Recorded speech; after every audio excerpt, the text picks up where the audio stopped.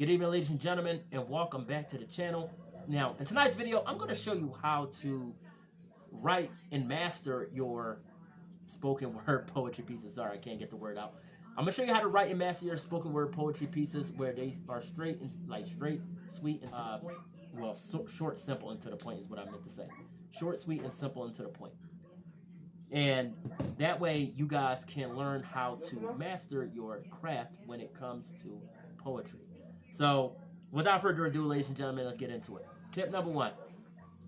When you have an idea, you know what I mean? It even says this in the Word of God. Write it down. You know what I mean? Habakkuk 2:2.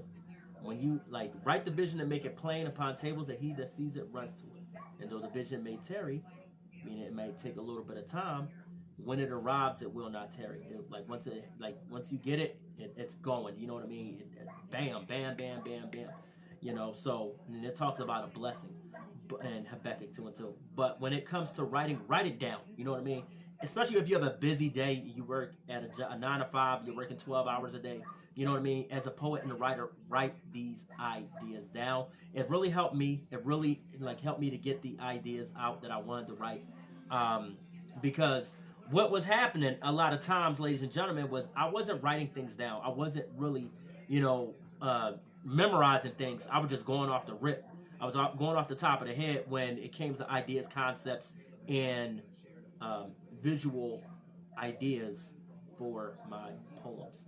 So then I began struggling. I don't know why I have caps lock on my computer. But then I began struggling, writing.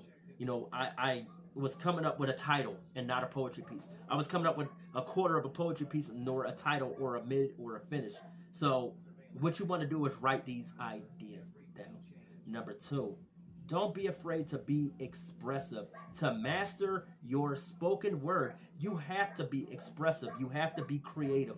You can't be afraid to be creative.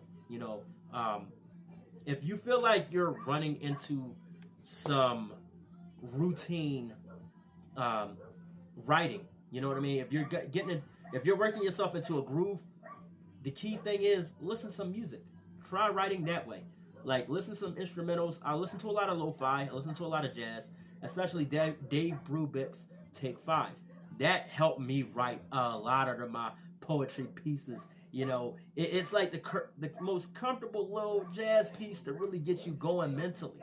So, if you never written any poetry piece to an instrumental, maybe you want to start, today.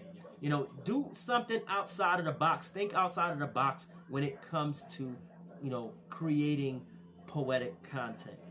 So that way you don't work yourself into a groove. You don't work yourself into a corner.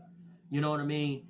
Or write yourself into a corner to where it takes months and months and months and months to just come up with one idea. It happened to me.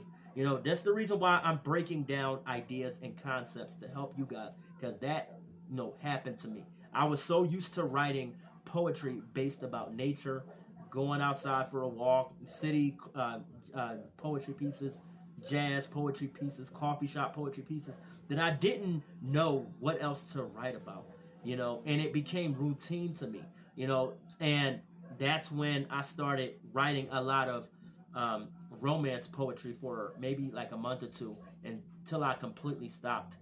So what you want to do, ladies and gentlemen, is think outside the box, but also be creative. Number three, here's the third tip that's really going to help you. Read another poet's content. You know what I mean? Read another poet, read another poetry piece that's been written by another poet. You know what I mean? See what worked for them and say, hey, maybe if I get my mind off of my own poetry pieces, I can, get back into the groove of writing. I'm not saying plagiarize somebody else's content. That's illegal, and I don't support that, especially on this channel. I don't support the plagiarism. So my thing is, if you take time away from writing from time to time, like I said, a break is healthy, especially because writer's block is a thing. And if you start to develop writer's block, a key thing is there's books, you know what I mean, you can read. That'll help you think creatively. For me, it was poems that would change your life. It was a book I got in Barnes & Noble I'll never forget. And I gave it to a friend of mine, and they never gave it back. You know what I mean? I let them read it because they love poetry as much as I did. I gave it to them in 2020, and then they never gave it back. You know, so I'm gonna order another one though. I'm gonna order another one. But in that book, they had everything from Robert Frost to Emily Dickinson. You know what I mean? And, you know, and Maya Angelou, and so many other great poets. You know, Langston Hughes, everybody. You know, Edgar Allan Poe. They had a lot of poetry pieces from many different artists across generations, and it really helped me to open my mind when it came to poetry. You know what I mean? And like get that little healthy break that I needed to be inspired so I can start writing again.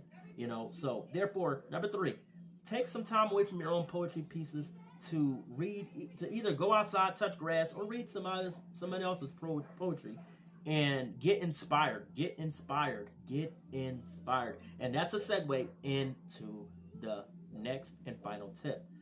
Number 4. Now, what is it? Number 4. Yeah, number 4. I'm tripping. Number 4. Get inspired. You know what I mean? Go outside.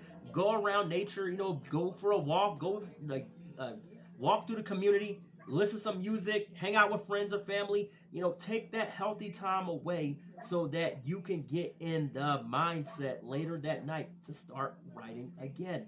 So take some time to get inspired. You know, and if you hang out by yourself, put on some lo-fi music, put on some hip-hop music, put on some R&B, some pop music, jazz, folklore, whatever you're into. Put on some music, sit in the ambiance of peace in a city park, and just relax. Like, the more you let your mind relax, the more inspired you can be as a poet. So, anyway, ladies and gentlemen, these were just a few pointers to help you, you know, master your craft of poetry.